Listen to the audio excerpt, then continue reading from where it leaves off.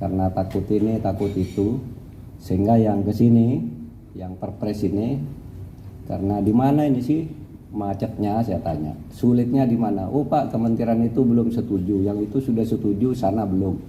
Maka saya kumpulkan, ayo kumpul di kantor saya aja semua, masalahnya apa. Nah, lalu alhamdulillah ini sudah keluar sekarang.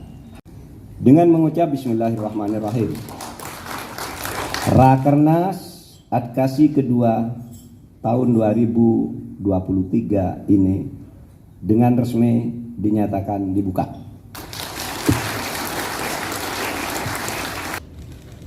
Mohon izin Bapak Pembuka 3. Mari kita berikan tepuk tangan yang mulia.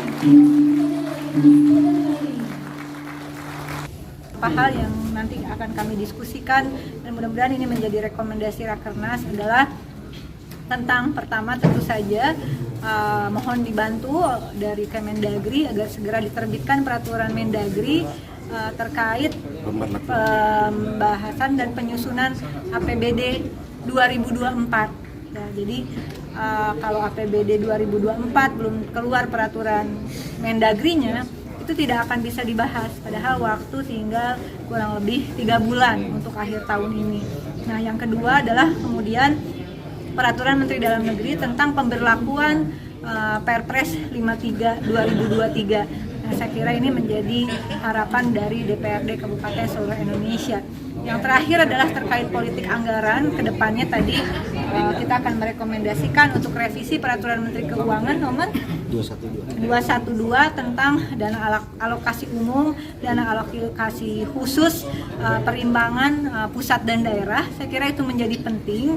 Yang pertama bukan hanya daftar menunya saja, tetapi juga siklus pembahasannya, agar ini antara pembahasan anggaran pusat dan anggaran di daerah ini tidak jomplang begitu. Sehingga saya ambil contoh untuk DAK fisik akan kesulitan terserap di APBD perubahan, karena APBD perubahan itu akan ketok palu kalau saya tidak salah perdanya bulan Oktober.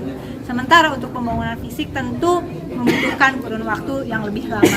Ini akan terkoreksi seandainya kemudian salah satu caranya adalah bagaimana pilkada serentak itu tidak pada bulan November tetapi pada bulan September, sehingga kemudian kita mempunyai waktu pelantikan antara pemerintah pusat khususnya presiden, wakil presiden dan juga DPR RI itu tidak jauh jaraknya, kalau bisa masih dalam 1 tahun dengan pelantikan kepala daerah dan DPRD. Dengan demikian lalu pembahasan politik anggaran antara pusat dan daerah, harapan kami itu mulai bottom up. Jangan lupa kita sudah masuk era otonomi daerah, sehingga masukan dari daerah ini menjadi penting untuk menjadi bahan keputusan politik anggaran di APBN murni dan APBN perubahan. Tidak boleh lagi terjadi rasanya ya perspektif otonomi daerah dalam Negara Kesatuan Republik Indonesia, lalu anggaran itu ada transfer dari pusat ke daerah namun tidak sesuai atau belum sesuai 100% dengan kebutuhan dan kondisi real di daerah.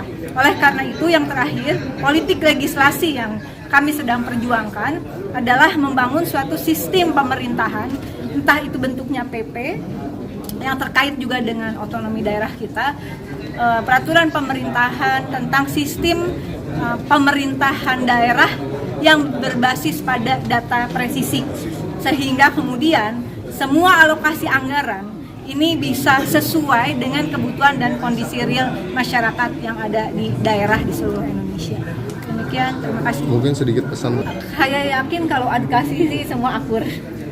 Kita ini semua dari berbagai partai politik ya. Tetapi dari beberapa perjuangan yang kami lakukan juga memperjuangkan honorer yang saat ini undang-undangnya saya kira sedang dalam keputusan di DPR RI, itu kita semua bergandengan tangan. Jadi advokasi memberikan contoh bagi saya terutama, dan mungkin juga bisa bagi seluruh DPR Dewan Wakil Rakyat di seluruh Indonesia. Ternyata apapun partai politik kita, ketika kita bisa duduk tenang, musyawarah mufakat, tidak ada yang tidak mungkin tidak berhasil kita perjuangkan. Salah satunya adalah Perpres 53 2023 untuk DPRD Kabupaten di seluruh Indonesia. Jelajahi cara baru mendapatkan informasi. Download Metro TV Extend sekarang.